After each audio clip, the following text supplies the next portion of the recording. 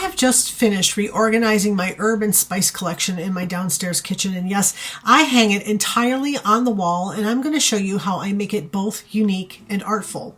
I not only use recycled jars, this is an old pickle jar and this is an old garlic jar, but also I have a myriad of mismatched thrift store shelves, and well, all of these elements come together to form a very well curated collection. All while having that creative flair of originality, I'm going to show you how I do this. And then we're going to talk about my favorite spice blends and why you should do that too. My name is Laura, and welcome to Applewood.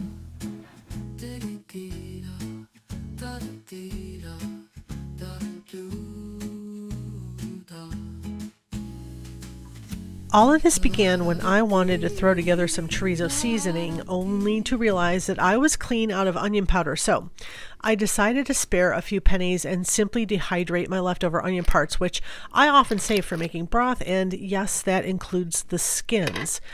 And I take all of these leftovers, and once I clean and dry them, the skins grind down into this beautiful rust-colored powder that works just like any other onion powder, and it gets me closer to that no-waste kitchen I've always been dreaming about. And this is my chorizo blend. Now, I always double the recipe because we use a lot of it, and I have the recipe listed below. Now, I tend to recycle my jars, as you can see, and this one was too small for the amount, but not a problem. I'll simply find a different jar.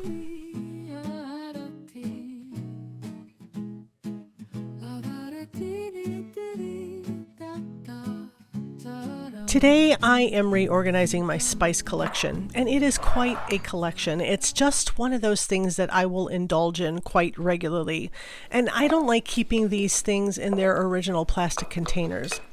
All of my recycled jars come in very handy for these things, and the spice collection has become a part of the kitchen design. Everything is on the wall where it's easy to grab and go. It's pretty, yes, but functional is really what's important. And a staple of my spice collection are the thrifted shelves that don't match and are all kinds of shapes and sizes, from these Hobby Lobby soda crates to a few wooden shelves right out of 1990 that work for the various mismatched jars that hold my culinary treasures. And this is how I like it, organic and oh so curated. And then I found this little lovely at Goodwill for $2.11. It looks a whole lot more beat up than it actually is. I am throwing on a layer of green paint, as you can see, and I have these spice jars that, well, I never threw them away, right? And they fit in the rack quite nicely. So since the jars are quite small, I reserve them for the herbs and the spices that I tend to use the least, and not very much at all. Things like thyme, tarragon, and oregano. And then spices I don't typically use a lot of, like cinnamon, Chinese 5-spice powders, and fennel. And I decided to hang the shelf where this little collection of spices can be reached with great ease.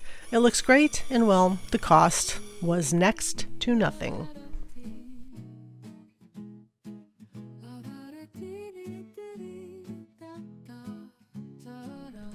And the spice blend that is the easiest to buy is, of course, Italian seasoning. And yes, I recommend buying this one because it's everywhere.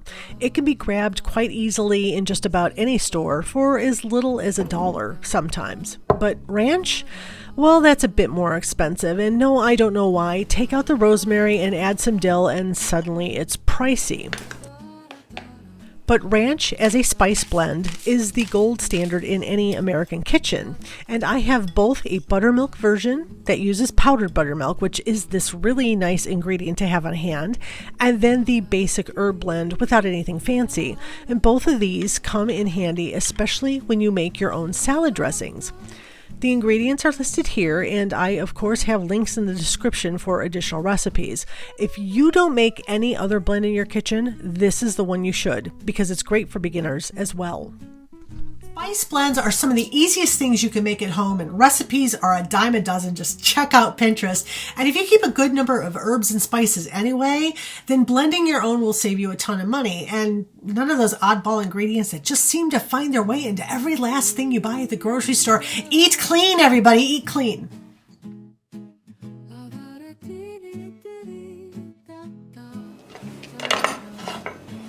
And here is something that I found in my travels on Pinterest. It's pickled avocado. And yes, I had to make this today. Honestly, what do you do with all those incredibly rock hard avocados that have to sit on your counter until they go bad because you forgot about them? Yeah, say no more. This was so good. This is the new thing in our house, and I can't get enough of them. And be sure to try this and let me know what you think. I don't know why this isn't a thing, really. This really needs to be a thing.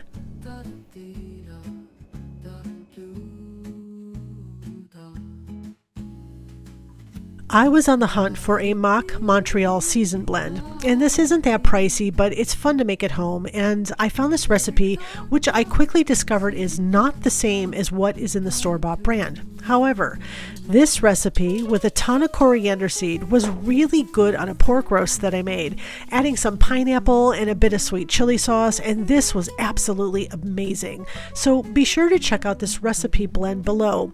It made a gorgeous collection of spices and seeds, and it smells so good. So let's just take a moment to appreciate how lovely this blend really is.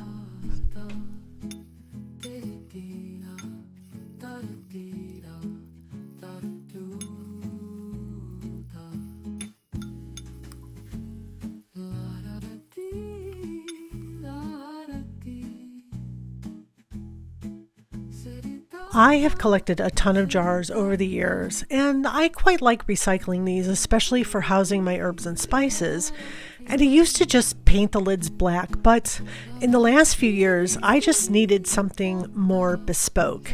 And now I am decorating the lids of the jars as a fun little side project, and I have a ton of lids that I have to decorate. And here are just a few examples of all the colors and the subjects that I have painted so far.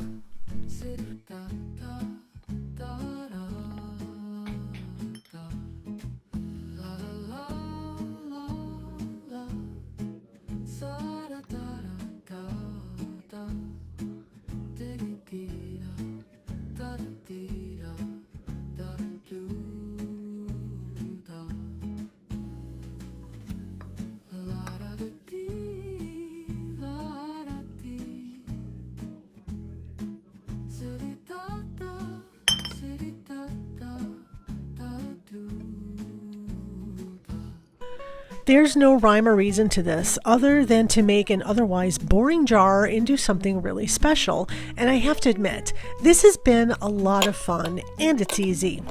What you want to do is to wash the lid very well. You cover the top with a good primer, and I use just about any paint that will get the colors I want. These basic craft paints work very well, and when the artwork is complete, I simply give them a top coat with Mod Podge.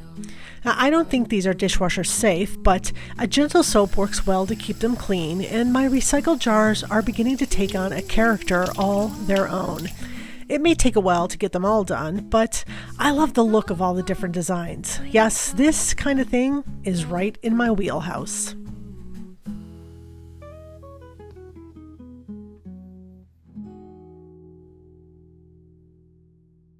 So I spent more than a few days reorganizing my spice collection, and I thought I was really going to get this project done and over, and it was going to be amazing.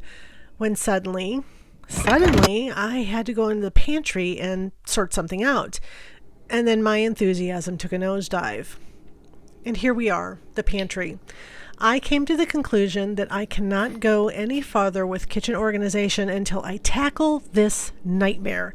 There's so much to talk about here, and it needs to not only get started, but get finished in the next few weeks, because we are in a state that we call gridlock. And that's because we are living in yet another home renovation, and this project is one of the big ones. There's so much to do here, I don't even know how to start. So if you're curious, well, then you need to see the next few videos as we are working on the big update for the pantry. It involves a lot of things, and I think it's going to be an amazing transformation. So don't forget to subscribe so you don't miss a thing. And well, here is my best attempt at a completed aftershot of my cleaned and ready to get cooking spice racks.